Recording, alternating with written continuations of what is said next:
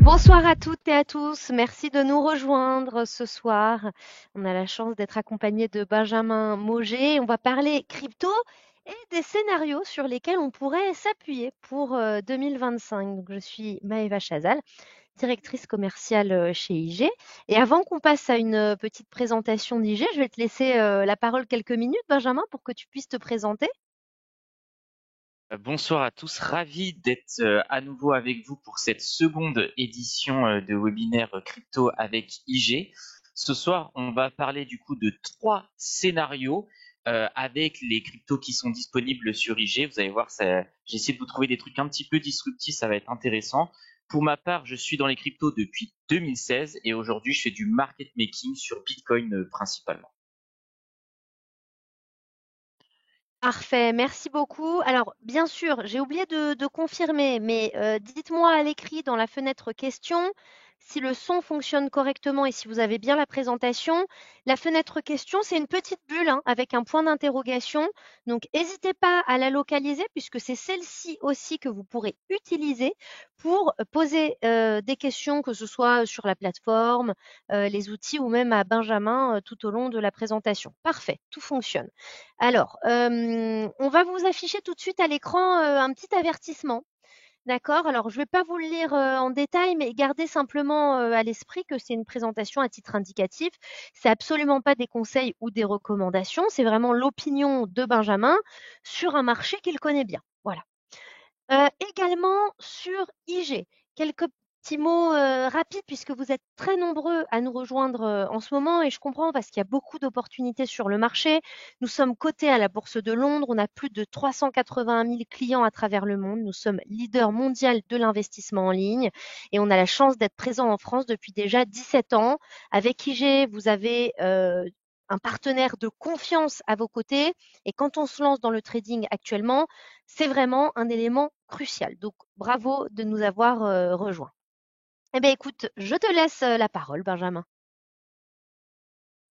Alors, aujourd'hui, je vous propose 3 scénarios qu'on va après argumenter avec des graphiques pour essayer de trouver des points d'entrée qui peuvent être intéressants. Et je vais vous montrer du coup, je suis resté sur quelque chose d'assez neutre. Comme ça, vous allez voir aussi comment je travaille, quelle est mon approche face au graphique et comment je construis ma stratégie. On va vraiment créer ça ensemble. Et le premier plan qu'on va voir, c'est via l'action micro-stratégie. Je vous expliquerai. Alors, faut pas avoir peur parce que ça peut paraître un petit peu compliqué au premier abord, mais au final, c'est assez simple. Donc, ne partez pas, vraiment, n'ayez pas peur, ça va bien se passer. Et les 2 autres scénarios sont quand même plus simples.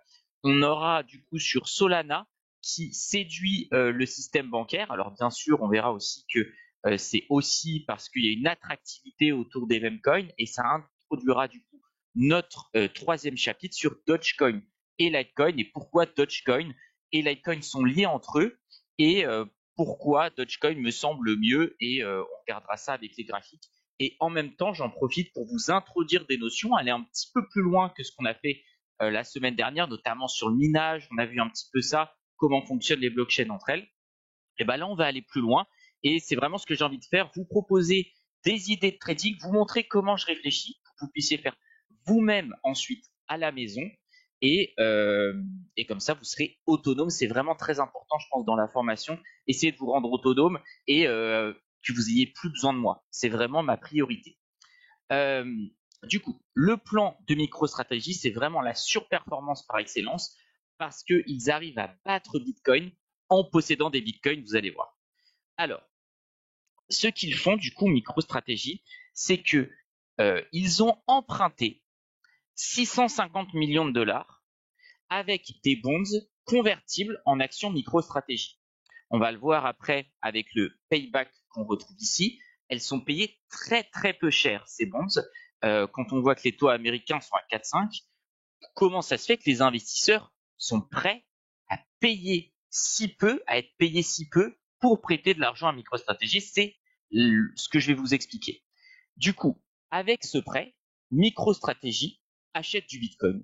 Et on le verra après, ils achètent globalement à tous les prix et ils ont même acheté il y a quelques jours à 97 500, donc ils ne s'arrêtent pas. Ils achètent tout le temps et je vous ai fait un petit graphique avec tous leurs achats. Ensuite, avec leur Bitcoin, ils les hold et ils vont les mettre sur des protocoles de prêt-emprunt, ce qui est rémunéré à 1,45%. C'est pas énorme, mais c'est toujours ça de prix. Et en plus, c'est rémunéré en Bitcoin. Donc, ça leur permet d'en accumuler de plus en plus. Alors, ils font pas ça avec toute la trésor, mais avec une partie de la trésor. C'est simplement pour vous expliquer un petit peu un début de mécanisme parce que ces cryptos, on peut les prêter, on peut aussi en emprunter moyennant des taux et ça permet d'avoir un petit boost de rendement.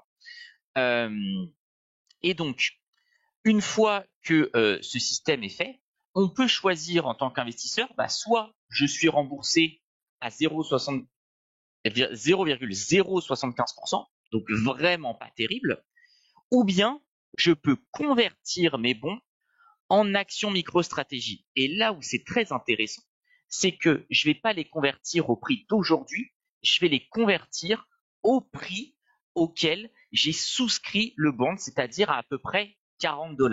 Donc aujourd'hui, ça vous parle peut-être pas trop micro-stratégie, mais c'est l'une des, des entités, tout confondu, donc que ce soit des hommes, que ce soit des fonds d'investissement ou que ce soit des entreprises, et c'est dans le top 10 des entreprises et de tout ça, enfin toute entité, puisqu'il y a des personnes aussi qui possèdent des cryptos, qui ont le plus de Bitcoin au monde. Donc ils ont vraiment un impact gigantesque sur le prix. Et on va voir ça, pourquoi du coup c'est hyper intéressant pour les investisseurs d'aller là-dessus et pourquoi du coup le graphique de MicroStrategy ne fait que s'envoler et même surperforme largement Bitcoin. Donc en 2020, MicroStrategy était évalué à 8 milliards de dollars. Et si vous leur prêtez, du coup, vous récupérez 10% de 8 milliards de dollars, ce qui correspond en fait à la valeur des bons qui ont été émis pendant cette période. Ils ont fait plusieurs sessions. Et donc, je vous ai dit, c'est 650 millions qui sont prêtés et à la suite, ils ont fait aussi d'autres souscriptions. Ils sont rémunérés 0,075%, c'est-à-dire des miettes, vraiment rien du tout. Or, vous pouvez, donc j'ai pris à la date du 18-11, convertir ces bonds en actions MicroStrategy. Et donc là, c'est pour l'ensemble des investisseurs. Si vous les convertissez, vous récupérez 9% de 72 milliards. Donc c'est beaucoup plus intéressant, forcément, vu que le cours a monté. Et c'est vraiment cette dualité qui fait que MicroStrategy ne fait que exploser, puisqu'ils vont devoir racheter des actions pour pouvoir les livrer au prix de 40 $. Donc, elles vont être un petit peu diluées parce qu'ils vont aussi en créer. Il y a différents contrats. Mais même en étant diluées, je préfère avoir 9% de 72 milliards que 10% de 8 milliards. Là, ça vous paraît assez simple. Est-ce qu'il y a des questions jusque-là, Maëva, ou pas, ou tout le monde, c'est clair Non, pour pas de tout le monde? questions pour le moment, mais c'est un bon moment pour rappeler que vous pouvez, à tout moment, s'il y a quelque chose qui est pas clair, comme je sais que les crypto-monnaies, vous n'êtes pas forcément tous experts là-dessus, justement, l'idée, c'est de vous faire monter en compétences. Donc, s'il y a des questions, besoin de précision, n'hésitez pas, vous utilisez la bulle et comme ça, on peut y répondre au fur et à mesure. Et évidemment, je le rappelle, MicroStrategy, on peut l'échanger, la trader sur la plateforme d'IGA. Et donc, si vous regardez leurs achats depuis 2021, ils ont acheté à tous les prix, que ce soit au bottom, au top, et on pourrait même étendre, parce que ça c'est du coup un document qui date du 25 mai, ils ont leur dernier achat, du coup c'est à 97 500. Et donc, on verra par la suite sur le graphique comment ça se comporte, mais l'action MicroStrategy fait que exploser, puisque aujourd'hui, elle est quasiment proche. Donc, ça a baissé aujourd'hui, donc on va voir avec le graphique, mais elle est entre 400 et 500 $. Elle a vraiment explosé et elle surperforme Bitcoin d'environ 3 à 4 fois sa performance suivant la période, parce que comme c'est très volatile, ça change beaucoup et c'est difficile de vous donner avec précision, puisque en ce moment, c'est en train de baisser fortement. Au moment où on parle, on perd 1000 $ sur Bitcoin. Donc, l'impact sera multiplié sur MicroStrategy. Et donc, trader du MicroStrategy, ça permet, on va dire, un petit peu d'avoir un effet de levier naturel sur le prix du Bitcoin. Et j'ai aussi regardé, vous payez sensiblement les mêmes frais si vous achetez une action ou du Bitcoin sur IG. Donc, sur ça, pas de panique. On reste un petit peu dans le même ordre de grandeur.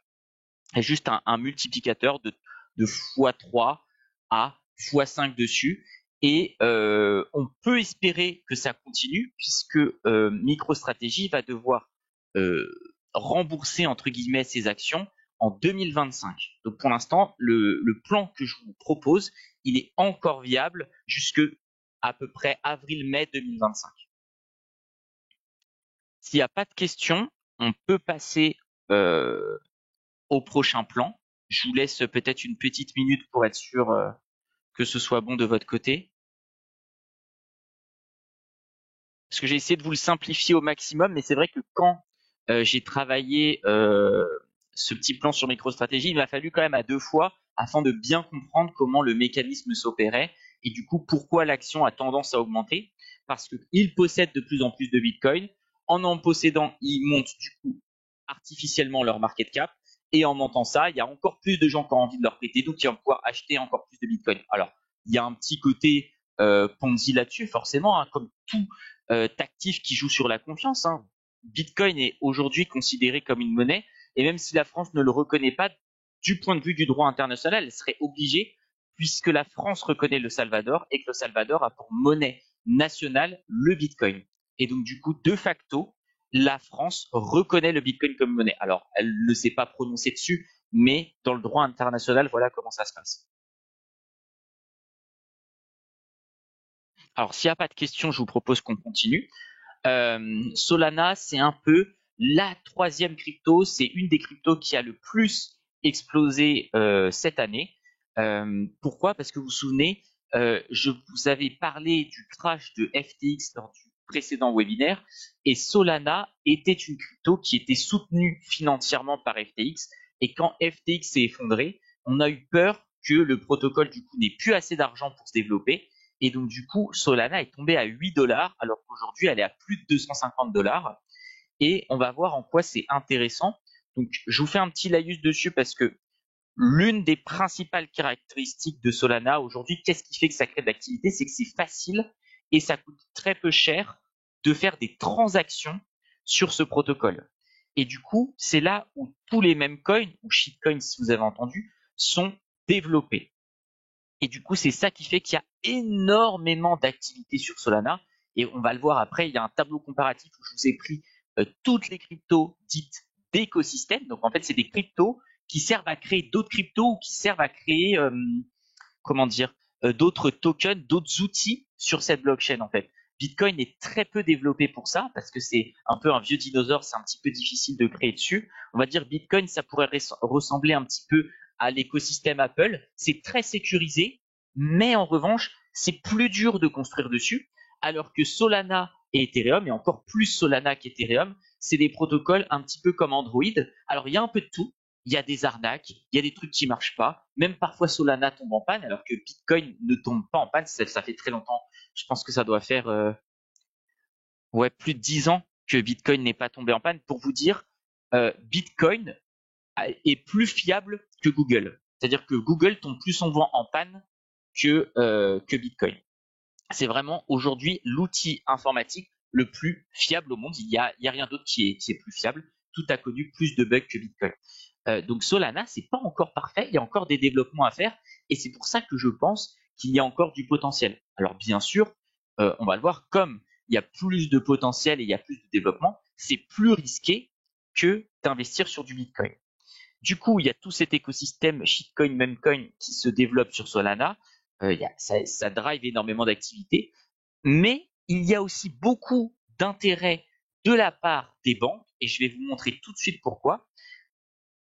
Je vous ai fait une petite animation où vous pouvez regarder les différents protocoles de paiement et comparer avec cette petite animation. Alors, Lightning Network, c'est euh, comment dire, une sorte de sous-couche de Bitcoin en fait, un petit peu moins sécurisée, plus centralisée et qui permet en fait d'utiliser le réseau Bitcoin mais de manière beaucoup plus rapide puisqu'aujourd'hui Bitcoin c'est 7 transactions par seconde. On voit que c'est assez faible aujourd'hui, mais Lightning du coup on réduit un petit peu la sécurité pour pouvoir faire beaucoup plus de transactions. Alors vous me dites comment on réduit la sécurité? Eh bien, on va faire des paquets de transactions. C'est-à-dire que au lieu d'envoyer, je sais pas, vous allez à la boulangerie, vous achetez une baguette de pain, ça fait une transaction. Le client d'après va acheter une baguette de pain, ça fait une transaction. Qu'est-ce que va faire le boulanger? Il va prendre toutes ces transactions de la semaine, par exemple. Il va en faire un package, comme un fichier zip qu'on pourra avoir sur l'ordinateur. On va les compresser et envoyer simplement la résultante de cette transaction. Je ne sais pas, j'ai vendu 1000 baguettes et j'ai fait 1000 euros. Et donc, j'envoie une seule transaction dans Bitcoin alors que j'ai envoyé 1000 transactions via Lightning. Est-ce que ça vous paraît clair? N'hésitez pas à me dire. Alors que Solana, là, on est sur la blockchain nativement et elle est beaucoup, beaucoup plus rapide. Alors, il faut savoir bien sûr que Solana est beaucoup plus centralisé que Bitcoin. Solana, en termes de validateurs, c'est environ une 10 à vingtaine de validateurs. Donc, il y a très peu de gens qui contrôlent le réseau. Là où Bitcoin, on va dire en validateur qui est assez puissant, assez robuste, on en a entre 1000 et 1050. Beaucoup plus sécurisé Bitcoin, beaucoup moins Solana, beaucoup plus centralisé. Donc il y a ce risque-là, mais ça leur permet d'être beaucoup plus rapide. Et aussi Solana, on en parlera peut-être une autre fois parce que ça, on entre vraiment dans le dur, utilise un autre protocole qui permet de faire le proof of history, qui permet surtout d'eurodater les transactions. Là, sur toutes les autres blockchains, les transactions ne sont pas eurodatées, on va dire, à la transaction, mais au bloc. C'est-à-dire que, je sais pas, j'ai passé une transaction à 15h05. Mais si elle est passée qu'à 15h10, donc dans le bloc de 15h10, ma transaction, je verrai juste qu'elle est dans le bloc de 15h10. Et donc, du coup, c'est pour ça que je vous disais que c'est intéressant pour les banques. Les banques, elles ont parfois de dates, enfin, elles ont besoin de dates extrêmement précises. Et donc, on ne peut pas se baser sur une date de bloc, comme comme toutes les autres blockchains, parce que Solana, à ma connaissance, est le seul à utiliser Proof of History. Il y en a peut-être d'autres, mais elles doivent être vraiment toutes petites. Solana date à la transaction. Et ça a beaucoup plus d'intérêt pour le système bancaire parce que si on doit payer une autre banque à telle heure et que je sais pas, il y a un problème sur la blockchain, on n'est pas pris dans le bon bloc, on n'est pas assez rapide, bah, c'est pas la valeur de date du bloc qui aura foi, ce sera là au moment où on effectue la transaction. Et c'est ça qui est hyper intéressant. Et après, vous voyez, donc Visa, bah, ça c'est quand vous payez en carte bleue. Ça c'est PayPal. Et ça c'est Ethereum. Vous voyez que c'est beaucoup, beaucoup plus lent. C'est seulement 2 fois plus rapide que Bitcoin. Et puis Bitcoin, si on l'avait là, ce serait à peu près 7 transactions par seconde. Ethereum a vocation à aller plus loin. Il y a aussi sur Ethereum, on va dire des sortes d'autres Lightning Network, ce qu'on appelle des Layer 2, il y en a beaucoup, qui permettent à Ethereum d'être plus rapide via des sous-couches. Mais aujourd'hui, Ethereum reste quand même quelque chose de lent. Et donc, à tel point que ça intéresse le système bancaire, on a Visa qui, dans son rapport Q2 2023, disait améliorer la vitesse des règlements transfrontaliers et offrir à nos clients une option moderne pour envoyer et recevoir facilement des fonds de la trésorerie de Visa. Et c'est ce qu'il disait en parlant de Solana. Donc, c'est une crypto qui intéresse les banques et c'est ça, moi, qui me conforte dans l'idée que c'est pas juste une blockchain pour faire des trucs rigolos, même si ça amène énormément de trafic sur cette chaîne, c'est aussi pour des projets sérieux. Et c'est cette dualité que j'aime bien parce que la blockchain aujourd'hui reste quand même une technologie peu mature et c'est vrai que les projets, on va dire, rigolos, c'est-à-dire qui n'ont pas beaucoup de fondement, qui sont juste là pour faire de la spéculation. Par exemple, si j'ai une petite anecdote un peu rigolote, si vous avez vu sur TikTok ou Instagram, il y a un TikToker américain qui avait un écureuil et cet écureuil a été entre guillemets condamné à mort par les États-Unis parce que dans l'état où il était, il n'avait pas le droit de posséder des écureuils. Donc, la police est arrivée, ils ont récupéré l'écureuil qui a été euthanasié. Et du coup, autour de cette, on va dire, blague de l'écureuil, mais une histoire tragique, hein, bien sûr, il y a eu un token de soutien qui est le Squirrel qui a été lancé et qui s'est retrouvé à avoir plus de 2 milliards de market cap. Simplement parce que c'est rigolo, parce que c'est touchant, parce qu'on a envie de soutenir. Voilà. Donc ça, c'est des choses qui drivent le marché crypto, donc il faut en être conscient. On n'est pas là pour faire des jugements de valeur quand on est trader, on est là pour comprendre un petit peu comment fonctionnent les différents écosystèmes. Et aussi, on regarde qu'il y a des acteurs sérieux qui réfléchissent pour comment améliorer les systèmes bancaires, comment aller vers plus de transactions. Parce qu'il faut savoir, on l'a vu juste avant, le réseau Visa, c'est bientôt Noël. Et ben à Noël, 24 000 transactions par seconde, ça saute. Et c'est pour ça que dans la période de Noël, vous avez beaucoup plus de cartes bleues qui va être refusée, puisque en moyenne, la période de Noël, c'est 35 000 transactions par seconde. Et dans les pics, c'est-à-dire le dernier week-end de Noël, on peut aller jusqu'à 50 000. Et comme vous le savez, c'est très ennuyant du coup d'avoir des transactions qui se font rejetées, parce que du coup, ça fait plus de queue, et du coup, l'expérience en magasin, elle est beaucoup moins agréable forcément. De même sur Internet, quand on a un paiement qui est refusé, c'est pas agréable parce qu'il faut recevoir le code, ainsi de suite. Donc Visa a vraiment envie d'améliorer. Et en termes de technologie hors blockchain, ils ont un peu de mal à être sécurisés en augmentant les transactions par seconde. Parce qu'il faut savoir qu'en France, et ça c'est les données d'Ingenico, une carte bancaire sur 3 est piratée.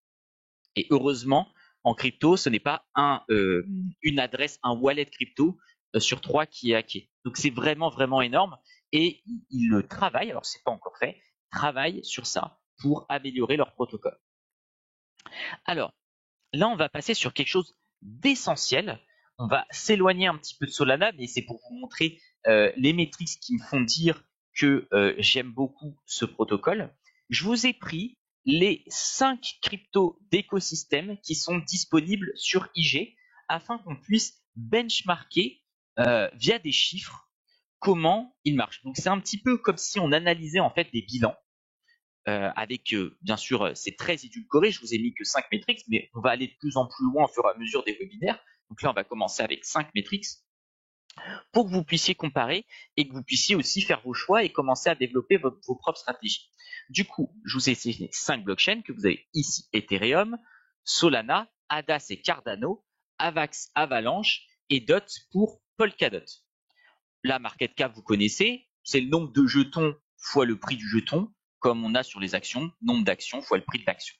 Donc, on est sur du 370 milliards par Ethereum, 113 milliards pour Solana, 26 pour Cardano, 14 pour Avalanche et 8 pour Polkadot. Donc, on voit qu'il y a des grandes différences de valorisation, mais c'est quand même des protocoles qui sont valorisés plusieurs milliards. Donc, on n'est pas sur quelque chose qui est juste simplement quelques millions, des petites small caps.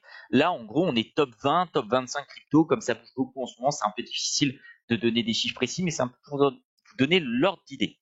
Ça, c'est les volumes d'échange que je vous ai mis. Donc, les volumes d'échange journaliers qui sont faits, en incluant aussi bien ce qui sont faits sur les échanges centralisés que ce qui est fait sur les échanges décentralisés. Ok ? On a donc 26 milliards sur Ethereum, 10 milliards sur Solana, 2 milliards sur Cardano. On descend après 780 millions sur Avalanche et 629 millions sur Polkadot. Ensuite, on va passer à une métrique qui est hyper importante à regarder en crypto. Et tout ce que je vous ai dit, toutes ces données-là sont pas très difficiles à trouver. Le site le plus populaire pour le faire, c'est DeFi Llama. Donc D-E-F-I et Llama comme le lama, L-A-M-A. Vous choisissez votre blockchain et vous avez plus ou moins de données. Alors, il faut savoir que quand vous êtes sur des blockchains qui sont connectés à Ethereum, ce qu'on appelle des blockchains EVM, vous aurez beaucoup plus de data parce que c'est plus facile de coder sur de l'Ethereum que sur des blockchains natives, comme par exemple Cardano, ça va, mais après Avalanche et Polkadot, c'est plus dur de récupérer des données. Mais vous tapez sur Google, vraiment dans les 5 premiers choix, vous allez trouver ces chiffres-là. Ce n'est pas très compliqué. Mais il faut quand même dire que dès qu'on sort d'Ethereum et de Solana, l'information est un tout petit peu plus dure. C'est-à-dire que si vous êtes sur DeFi Llama, vous n'aurez pas tout, mais vous en aurez une partie. Du coup, la TVL. Je vais mettre le Oui, lien, Benjamin. ok. Comme ça, voilà. C'est bien DEFI 2LAMA. Euh, alors, tu me poses une colle s'il y a 2 L. Je vais regarder tout de suite sur le Ouais, regarde. téléphone. Je suis sûre d'envoyer le bon lien. Oui, il y a 2 L. Oui, il y a 2 L. Ok, super. Et ben voilà, je l'ai envoyé. Comme Euh, ça, vous pouvez dès à présent y accéder. et bien sûr, c'est entièrement gratuit, hein, DeFi Llama. Et même les autres données, je saurais plus, je crois que c'était sur Coinmetrics que j'avais trouvé. C'était aussi totalement gratuit, public et mis à jour assez régulièrement, genre toutes les heures. Et parce que on a de la chance, la blockchain est publique, donc on peut récupérer toutes les données très très facilement. Du coup, TVL, ça correspond à Total Value Locked, c'est-à-dire l'ensemble des jetons en équivalent dollar qui sont bloqués sur le protocole. ils peuvent être bloqués soit pour valider la blockchain.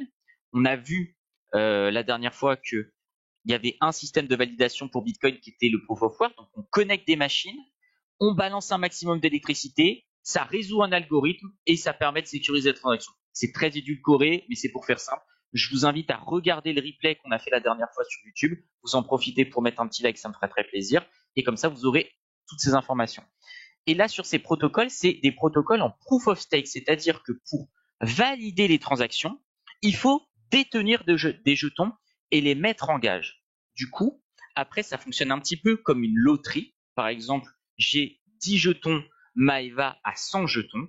Elle a 10 fois plus de chances d'être sélectionnée pour résoudre un bloc. Et alors, pourquoi elle aurait et on aurait intérêt à ne pas falsifier les transactions, puisque si on résout un bloc et qu'il n'y a pas de sécurité, bah, je mets dans le bloc que vous m'avez tous envoyé de l'argent, merci, et puis je m'en vais.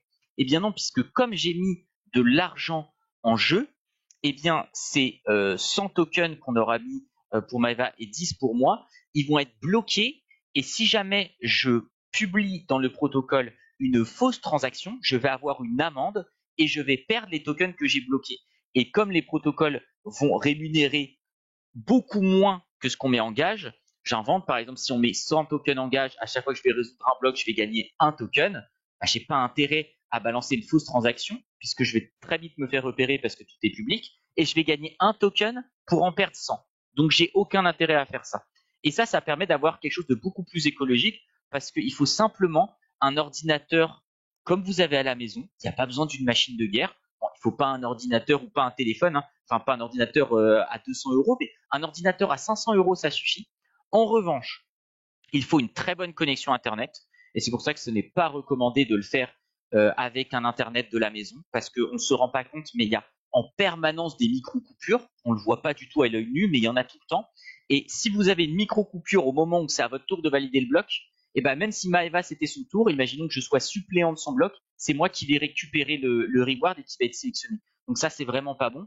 Et donc en fait, c'est pour ça qu'on passe par des clouds, notamment AWS. Et si vous regardez des articles sur le net, vous allez voir comme par exemple AWS contrôle 70% d'Ethereum. Alors, c'est pas exactement vrai, mais c'est vrai que 70% de ce qu'on appelle les nœuds, donc différentes entités qui se connectent à la blockchain pour valider des transactions, sont déposées sur AWS. Donc, imaginons blackout total chez AWS, plus rien ne marche, plus aucun serveur, 70% de la sécurité d'Ethereum ne marche plus.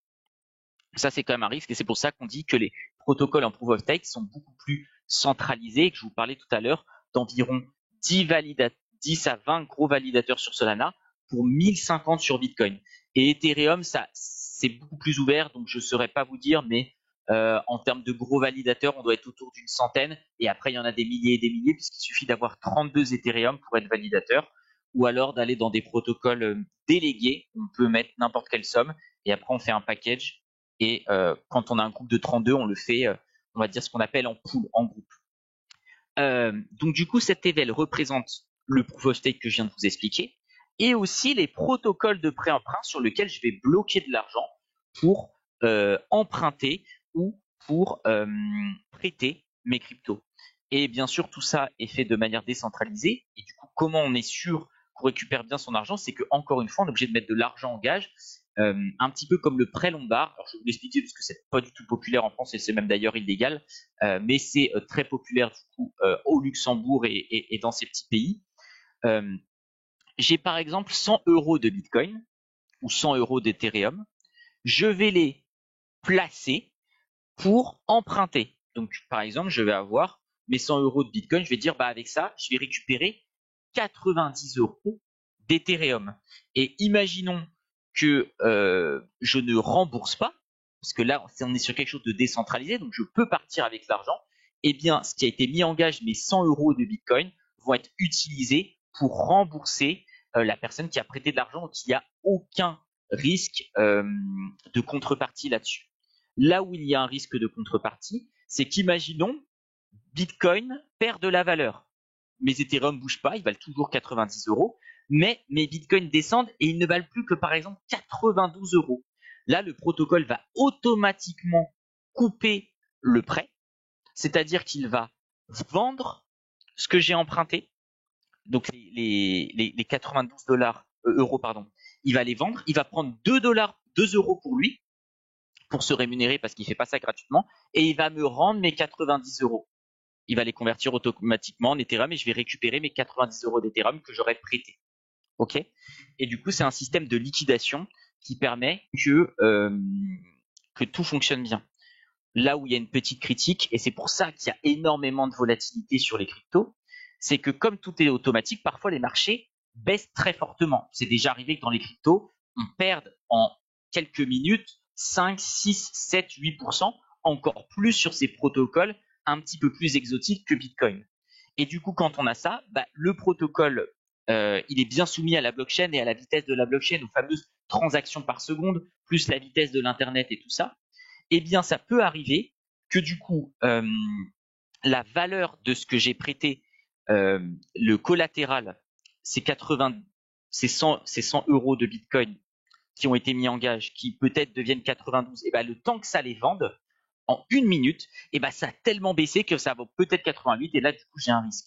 Et du coup, ça fait des réactions en chaîne, puisque si la personne à qui j'ai prêté, elle est liquidée, ça enchaîne, puisque ça enchaîne les ventes, les ventes, les ventes, les ventes. Et du coup, tout le monde est liquidé. C'est ça qui fait que ça accentue la volatilité sur les cryptos. Donc voilà ce que représente la TVL. Et en gros, ce qui est dit, c'est que plus un protocole a de TVL, plus il est solide parce que les acteurs sont prêts à bloquer leurs jetons, donc ils ne peuvent pas les vendre tout de suite, ils sont obligés de les débloquer. Alors parfois il y a des dates avec des maturités, parfois c'est libre, ce qu'on appelle le flexible. Et du coup, plus il y en a, plus ça amène de sécurité, plus ça monte d'intérêt dans le protocole, parce que forcément, vous n'avez pas bloqué des jetons de quelque chose que vous ne voulez pas garder. Ensuite, on a des revenus. Comme je vous ai dit, tous ces gens qui interagissent avec la blockchain et qui du coup bloquent leurs jetons, c'est pas gratuit. Ils le font pour un certain revenu. Et là, on voit qu'on bascule avec Solana qui génère beaucoup plus de revenus qu'Ethereum. Alors que pourtant, en termes de market cap, il est plus que 3 fois moins important. Et ça, moi, c'est des métriques qui me parlent beaucoup. Et on va regarder après. Là, on tombe dans les abysses, c'est-à-dire qu'on est sur des protocoles qui sont très valorisés, qui génèrent très peu de revenus. Et comme tout est public, je vous invite à regarder parce que même moi, ça me rend fou. Comment quelque chose, et c'est en revenus en dollars par jour, pardon. Comment une entreprise, parce qu'on pourrait comparer ça à une entreprise qui génère simplement 9 000 $ par jour, peut-être valorisé 26 milliards. Peut-être, alors je ne prendrai pas ce pari, mais je vous le mets à votre suggestion qu'il y a des protocoles à shorter. Voilà. Parce qu'on voit que là, on est vraiment très très bas. Et après, en termes d'active adresse, alors ça, il me semble que c'était sous les 30 derniers jours, donc c'est-à-dire c'est le nombre d'adresses sur la blockchain qui a fait au moins une transaction. Et une transaction, ça peut être une interaction, comme par exemple, j'ai enlevé de la TVL. Alors, c'est pas une transaction puisque j'ai pas échangé des tokens avec quelqu'un, mais ça reste une interaction avec la blockchain. Et mon adresse est active. Alors, ça ne veut pas dire qu'il y a autant d'utilisateurs, parce que moi, par exemple, j'ai plusieurs portefeuilles sur ces différentes blockchains. Mais il y a autant d'adresses qui sont actives. Et ça, c'est aussi un signe de bonne santé. Et donc, quand on voit l'activité, on voit que Solana surperforme Ethereum, alors qu'elle sous-performe en termes de market cap. Donc, peut-être qu'il y a un intérêt, on verra après avec les graphiques. Et là, peut-être qu'on est un petit peu survalorisé sur ces protocoles quand on voit le peu d'activité qu'il y a ou même le peu de TVL, où il peut y avoir aussi des arbitrages à faire en disant ces deux-là sont quasiment équivalents, mais quand on voit la TVL, ici on a 10 fois plus que sur celui-là, alors qu'on a un écart d'environ 1,5. Peut-être être intéressant de regarder ça. Pareil, nombre d'active adresses, on est assez proche en termes de market cap, il y a quand même 10 fois plus d'utilisateurs sur Avalanche que sur Polkadot. Est-ce qu'il y a des questions jusque-là? Parce qu'on a essayé un petit peu d'entrer dans la macro crypto et peut-être que c'est un peu compliqué quand on vient de Des commencer. commentaires très clairs, beaucoup de remerciements, mais donc j'ai l'impression que c'est très clair pour tout le monde. Ok, top. Et ça, vous pouvez le retrouver sur n'importe quelle blockchain. Alors faites attention, il faut que ce soit des blockchains et pas que ce soit des tokens. C'est-à-dire que, par exemple, j'invente, moi j'ai envie de créer le IG token, le token qu'on donne à la fin des webinaires aux personnes qui répondent bien aux questions, par exemple, j'invente, et je le crée sur Ethereum. Et ben, comme c'est un token qui est lié à une blockchain, qu'il est dépendant, il n'a pas sa propre blockchain, il évolue sur l'écosystème Ethereum, bah, j'aurais pas toutes ces métriques parce que je n'ai pas ma propre blockchain. Donc ça peut être un petit peu plus dur. Mais il y a tellement de choses qui existent dans la blockchain, on ne peut pas faire de standardisation. Dites-vous que si vous avez une idée, bah, probablement elle a été testée tellement il y a de millions de cryptos. En termes de cryptos qu'on va dire dites actives, qui sont recensées, il y en a entre 30 et 35 000 suivant l'activité. Pour vous donner un ordre d'idée, mais il y en a qui existent une infinité, je ne saurais même pas vous dire. Je ne sais même pas s'il y a quelqu'un qui compte ce genre de choses, tellement il y a de choses qui sont créées par jour et même par seconde. Si vous voulez que je vous explique un petit truc rigolo, je vous invite pas à y aller autrement que par curiosité parce que c'est extrêmement spéculatif. Mais du coup, sur Solana, je vous disais, il y a beaucoup de memecoins et de shitcoins qui sont créés. Vous allez sur le site pump.fun et vous allez voir le nombre de cryptos qui sont créés à la seconde, c'est de la folie. Et des gens qui espèrent que ça explose. Voilà. Et c'est vraiment là, on est sur du pur casino. Et même, je pense qu'au casino, on a plus de chances de gagner qu'en investissant sur des tokens au hasard sur pump.fun. Je vous dis tellement il en sort. C'est vraiment, c'est de la folie. Du coup, si c'est bon pour vous, on va passer à la prochaine. Je vous laisse une petite minute. Je bois un petit coup d'eau pour qu'on passe à la prochaine notion.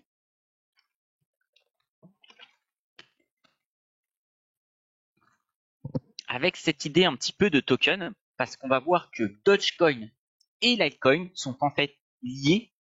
Alors ça reste deux blockchains, c'est un petit peu particulier, c'est vraiment un concept unique, parce que je ne vois pas de grosse crypto qui a fait pareil, mais Dogecoin, en gros, on va le voir, se base sur Litecoin, et en gros, Litecoin est un peu la blockchain mère de Dogecoin. C'est-à-dire que s'il n'y a plus Litecoin, Dogecoin ne marche plus. Par contre, si Dogecoin ne marche plus, tombe en panne, Litecoin fonctionne. Alors, je vais vous expliquer ce que c'est le concept d'un fork et je mets le mot anglais parce que le mot français, personne ne dit une fourchette. Tout le monde dit fork. Donc, c'est vraiment pas pour forcer l'anglicisme, mais pour vous expliquer un petit peu comment ça fonctionne. Il faut savoir du coup qu'une blockchain, elle évolue. Bitcoin, tel qu'il est aujourd'hui, on va le voir juste après, ne ressemble pas du tout au Bitcoin qui a été créé, qui a été lancé en 2008-2009. Ça n'a vraiment pas aucun rapport, mais le code informatique a énormément changé. Et du coup, pour changer ça, à chaque fois, il faut faire ce qu'on appelle un fork, c'est-à-dire on crée un duplicat de ces blockchains. Concrètement, on fait un copier-coller, mais dans le copier-coller, on va changer des règles. Par exemple, ça peut être la taille d'un bloc. Je permets d'avoir plus de transactions dans un bloc, donc j'ai obligé d'augmenter sa taille en MO. Voilà, comme une musique qui pèse plus que suivant le format dans lequel il est utilisé, tout simplement. Il y a plein de choses qui peuvent être faites. Par exemple, Ethereum, on va le voir après, est passé d'un système proof of work à un système proof of stake maintenant.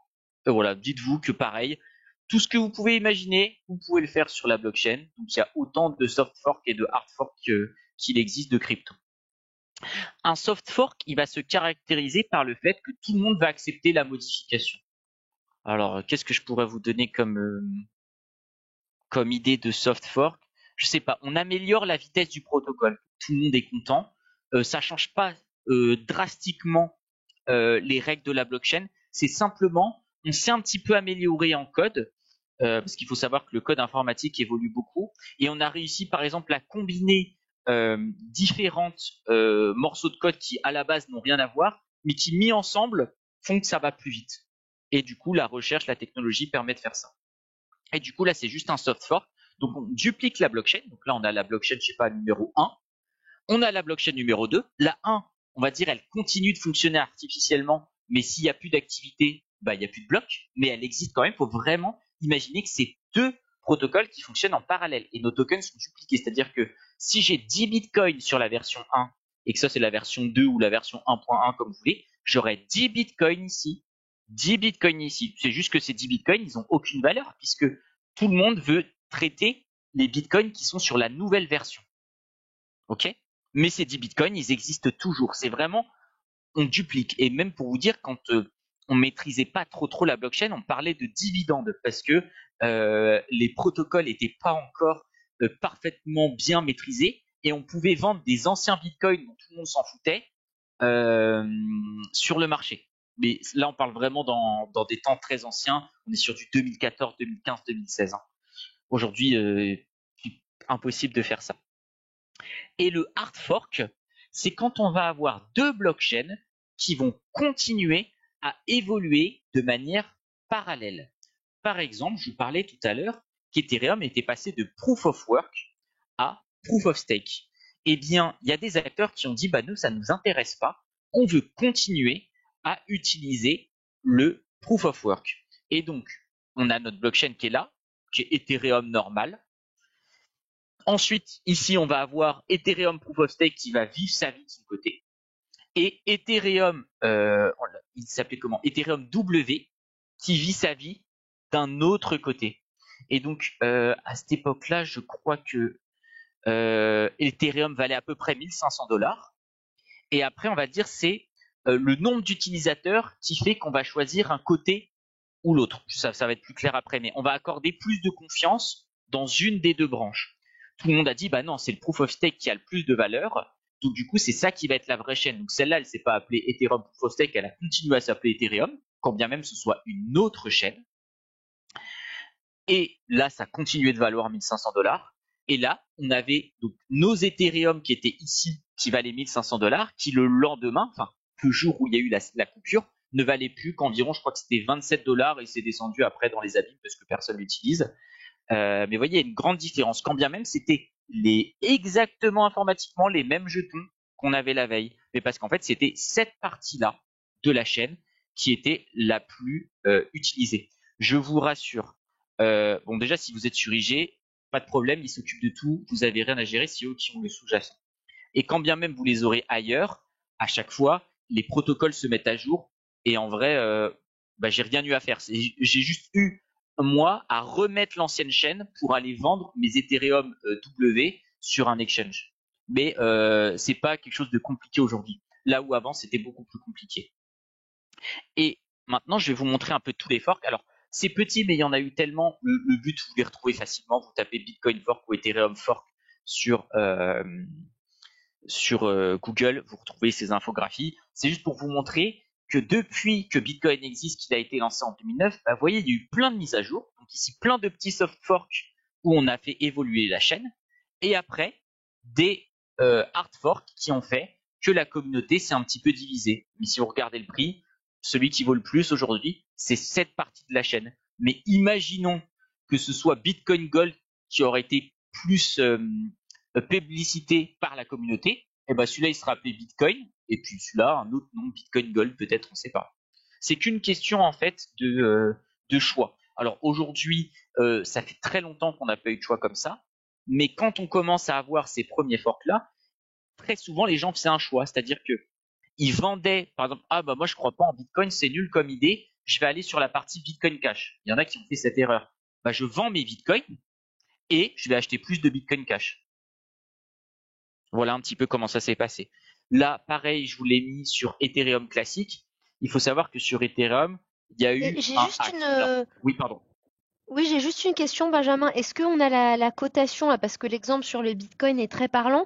Est-ce qu'on aurait la cotation actuelle de chacun des cinq pour justement apprécier cette différence? Alors, bah, Bitcoin, en gros, il vaut 95 000. Bitcoin Cash, j'ai pas regardé depuis longtemps, mais en gros, il vaut 300 à peu près. Peut-être qu'il a, je peux regarder très très rapidement, mais vraiment, c'est pas une crypto. Voilà, elle vaut Ouais, je vois, il est à 477. 502. 502 chez nous. Ok. Ah oui, parce que j'ai regardé en euros. Voilà. J'ai tellement pas l'habitude de regarder, je vais même pas fait attention. Voilà. Donc il est à 502. Je sais que Bitcoin SV, la dernière fois que j'ai regardé, c'était il y a un an, c'était autour des 20 $. Et Bitcoin Gold et Bitcoin ABC, j'en ai aucune idée, je ne l'ai jamais vu coter. Donc ça, je ne saurais pas vous dire. Mais voilà. En Bitcoin Cash a encore une grosse market cap, hein. Mais en vrai, je ne saurais pas à quoi ça sert. Je n'ai jamais vu une personne qui utilisait Bitcoin Cash dans un événement. Je sais pas qui travaille là-dessus, mais ça a quand même encore, en termes de market cap, ça doit être top 30 crypto Bitcoin Cash. Hein. C'est de la folie, mais je ne saurais pas l'expliquer. Mais je sais, c'est pas utilisé, mais pour moi, je la mets dans la catégorie un peu meme coin. Ouais, c'est top 21 crypto Bitcoin Cash. Voilà. Ethereum classique, du coup. Donc Ethereum classique, pareil, ça existe encore, ça vaut une vingtaine de dollars. Peut-être que ça vaut 40 maintenant que les marchés ont bien augmenté, mais on est dans cet ordre d'idée. Ça vaut vraiment rien. Il y avait eu une sorte de hack, alors qui n'était pas un hack, mais il y a une personne sur la blockchain qui est arrivée avec plus de 51% de la puissance de calcul. Et comme il était majoritaire, il pouvait valider des fausses transactions et personne ne pouvait l'interdire puisqu'il avait la majorité de la puissance de calcul. Et donc du coup, il s'est attribué des Ethereum d'un autre, d'autres wallets. Donc il a carrément volé de l'argent à certaines personnes. On ne pourrait même pas dire voler puisqu'il avait les droits de le faire. Mais il a pris, voilà, des cryptos d'autres wallets. Comme il avait plus de 51% de la puissance de calcul, on ne pouvait pas lui dire non.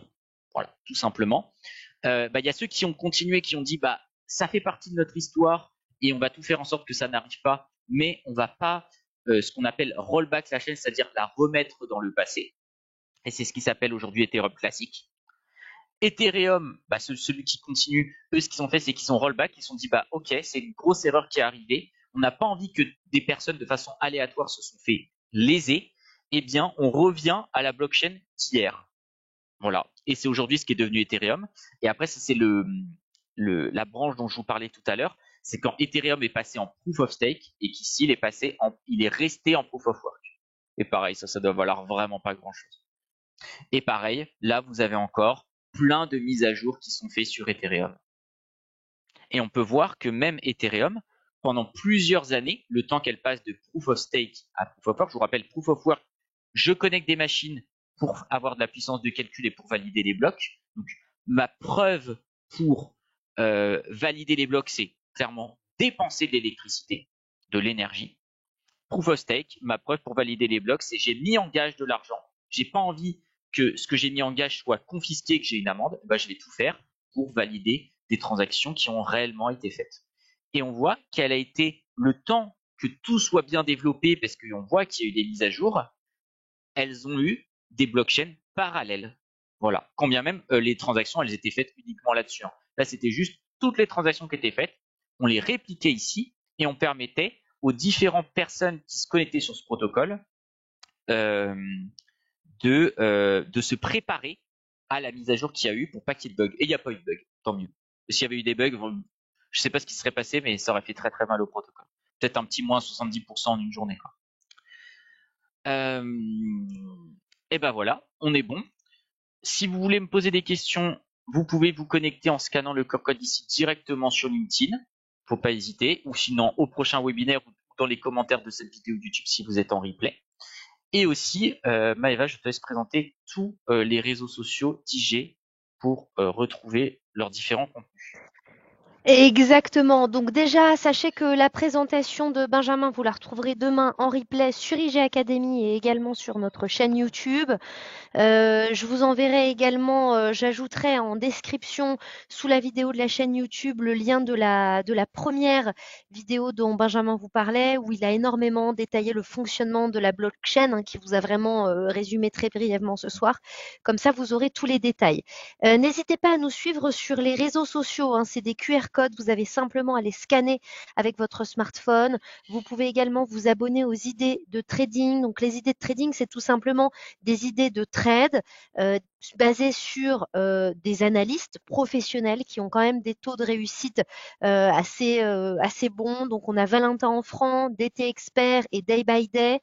C'est vraiment un service gratuit pour vous, pour lequel on paye. Donc, vraiment, n'hésitez pas à vous y abonner et à en profiter. Vous verrez que ce sont des idées de trading principalement sur les turbos, mais finalement, c'est applicable à tous les marchés, puisque finalement, c'est une analyse sur le sous-jacent et vous pouvez aussi bien l'appliquer sur du turbo, sur du CFD ou même sur de l'option barrière. Donc vraiment, sentez-vous très libre de ce point de vue-là. Vous avez également les podcasts. Je sais que certains d'entre vous sont très friands de podcasts plutôt que de vidéos qu'on peut écouter très facilement. Donc vous retrouverez toutes les émissions d'Alexandre sous forme de podcast et puis également un guide de trading. Donc voilà, n'hésitez pas. Si jamais vous avez besoin d'aide, d'être guidé sur la plateforme, peut-être pour trouver les valeurs crypto que Benjamin a évoquées ce soir, n'hésitez pas à nous contacter. On sera ouvert dès demain de 8h30 à 20h au 01 70 98 18 18. Et puis, vous n'hésitez pas à nous appeler ou même à nous envoyer un email sur info.fr@ig.com. Alors, on a juste une question avant de se quitter, Benjamin. Quel est le projet de Dogecoin? Alors, il n'y a pas vraiment de projet. C'est une blockchain un petit peu blague, c'est-à-dire que elle a été construite sur le même. Vous voyez, vous tapez Doge sur Google, c'est juste un chien rigolo. Et quand ils l'ont créé, le but c'était juste de faire une blockchain de blague, mais on est très early. On est 2013-2014 et ils ne pensaient pas que ça allait avoir des milliards de market cap. Euh, Pourquoi aujourd'hui Doge, je voulais vous l'expliquer. Peut-être je vais me connecter avec les graphiques, ça va être plus simple pour vous en parler. Alors, une petite seconde. Alors, comment je fais pour changer, arrêter le partage, voilà. Et on va aller sur la plateforme.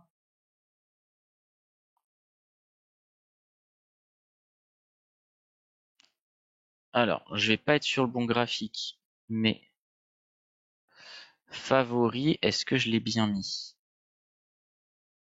Voilà.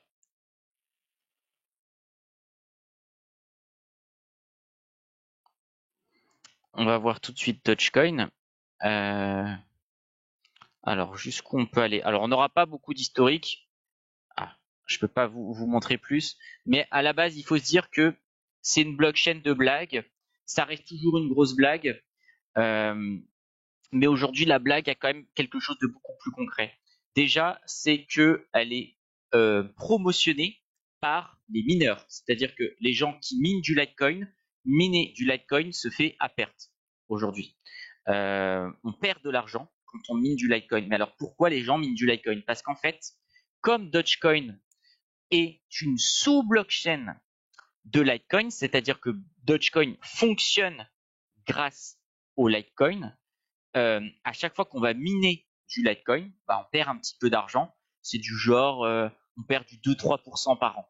C'est-à-dire que je vais brûler plus d'électricité que ce que je vais recevoir en token, donc pas rentable. Par contre, je vais recevoir du Dogecoin et en faisant ça, j'ai du 150% annuel, voire du 300% suivant les machines. Donc ça, c'est extrêmement rentable. Et quand on a une blockchain qui est rentable, les mineurs vont se débrouiller pour investir une partie de leurs revenus dans du marketing. Et du coup, c'est ça qui fait que la blockchain va se développer, va avoir de la popularité et va avoir des investisseurs. Aussi, vu que la blague va très très loin, c'est la crypto préférée d'Elon Musk. On ne sait pas encore ce qu'il va faire avec, mais il a quand même appelé le nom de son ministère Doge, spécialement pour cette crypto. Et vous pouvez regarder sur Twitter, il en parle assez régulièrement. Il va même dans des Twitter Space de Crypto Guys, où en gros, il faut vous dire que un crypto space de crypto, c'est 20 à 30 personnes. Donc en vrai, on est personne, c'est rien du tout. Et parfois, quand il y a des gros influenceurs, on arrive à être 2-3 000. Quand il y a Elon Musk qui arrive, alors là, ça explose. On peut monter à plus de 500 000 personnes en quelques minutes. Et à chaque fois qu'il vient, il dit des blagues sur Doge, en gros. Alors ça vous paraît peut-être pas très très intelligent. De toute façon, c'est le scénario le plus risqué que je vous ai proposé des trois, avec un scénario sur MicroStrategy qui est un petit peu moins risqué. C'est du Bitcoin un petit peu dérivé. On avait parlé de Bitcoin la dernière fois, donc on va dire c'est du Bitcoin à effet de levier pour ceux qui veulent aller chercher un petit peu plus de risques.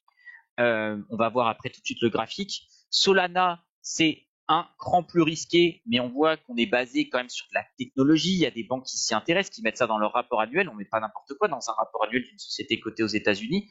Et Doge, c'est vraiment la blockchain un petit peu de blague. Et comme ça, vous avez une idée un petit peu de l'écosystème et ça permet de voir un peu différentes cryptos qui sont proposés sur IG.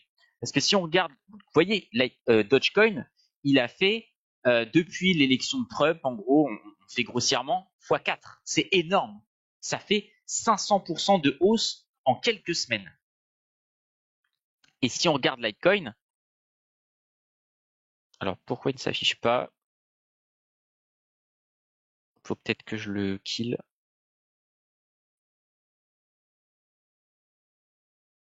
Ah ben il veut.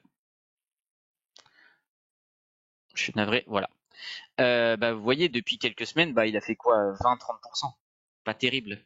Parce qu'il n'y a pas d'intérêt à miner du Litecoin, enfin, à le miner nativement, c'est-à-dire que tous ceux qui le font pour du Dogecoin. Du coup, on va pas promotionner cette crypto. On la garde parce qu'on n'a pas le choix. Mais c'est pas impossible qu'un jour, peut-être Doge fasse un fork et se désolidarise du Litecoin. Mais voilà. Et en gros, c'était pour vous comparer deux cryptos qui sont disponibles sur IG, qui sont intrinsèquement liés. Et donc, du coup, je sais pas, imaginons que vous aimez le projet Litecoin, alors il n'y a plus grand chose qui se développe aujourd'hui, eh bien, il vaut mieux acheter du Dogecoin que d'acheter du Litecoin, tout simplement. Parce que toute l'activité et l'attention va être concentrée là-dessus. Et au final, vous êtes sur les mêmes risques techniques puisqu'elles fonctionnent ensemble. Il nous reste encore 2-3 minutes. Je vais vous montrer très rapidement En favoris. tout cas, on n'a plus de questions, Benjamin. C'est bon, t'as répondu à tout. Ok. Le graphique de MicroStratégie. Alors, pourquoi des fois ça... Ah, je sais pas si c'est moi. Je vais peut-être faire un petit F5.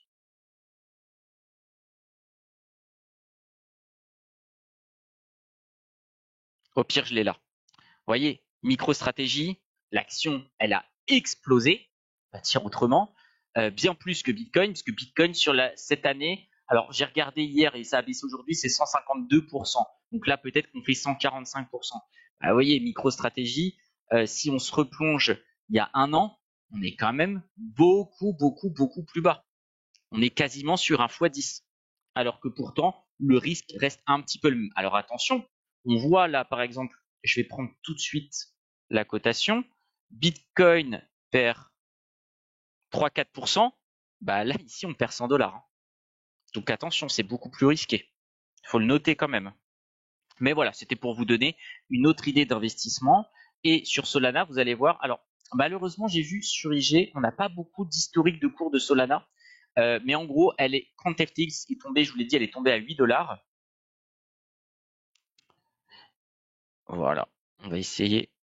Je suis navré, je ne sais pas pourquoi il y a peu de choses qui fonctionnent. En plus, ça a marché ce que j'ai testé avant. Tout à l'heure, pour être sûr que ça marchait bien. Mais en gros, Solana partait de très bas et on voit qu'il y a quand même une bonne fulgurance et on voit que depuis l'élection de Trump aussi, ça continue de bien monter. Et sur Solana, on peut avoir un objectif raisonnable. Alors, ça reste mon avis très très personnel. Sur 5-10 ans, on pourrait aller taper les 1000 dollars sans problème. Alors après, il y a plein de choses qui peuvent se passer, mais si l'attractivité de la chaîne continue comme ça, 1000 dollars, on devrait pouvoir les faire. Voilà un petit peu. Il vous reste 1 minute si vous voulez faire de dernières questions et on sera bon. Non, c'est bon, on a terminé, Benjamin. Plus de questions. Ok, Merci super. en tout cas beaucoup. On aura rendez-vous très prochainement, puisque début Oui. décembre pour un nouveau thème. Alors je vais en profiter pour le présenter, puisqu'on parlera surtout principalement de la Chine. Alors tu peux le présenter peut-être rapidement. Alors, c'est un thème qui va être hyper intéressant parce qu'il va aussi intéresser ceux qui ne sont pas dans la crypto parce qu'on va parler un petit peu du plan quinquennal chinois.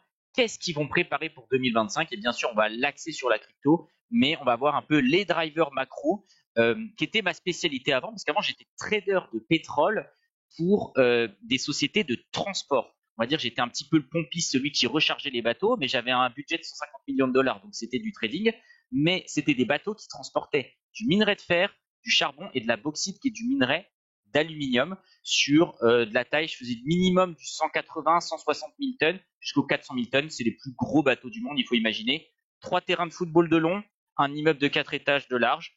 Et c'est sur ça que je travaillais. Donc je connais assez bien le marché chinois et sa macro. Et on aura l'occasion d'en parler la semaine prochaine. Voilà, et ça, ce sera le 5 décembre. Donc vous pouvez dès Oui. à présent vous rendre sur MyIG et vous inscrire. Bonne soirée à toutes et à tous et à très bientôt. Bonne soirée. Au revoir.